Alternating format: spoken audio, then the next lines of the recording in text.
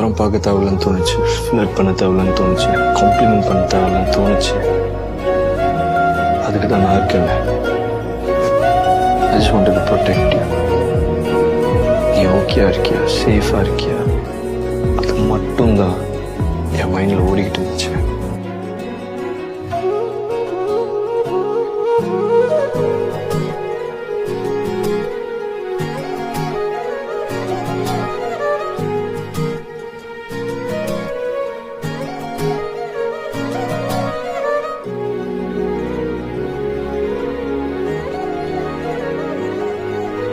நான் இருப்பேன் ஜெயின்.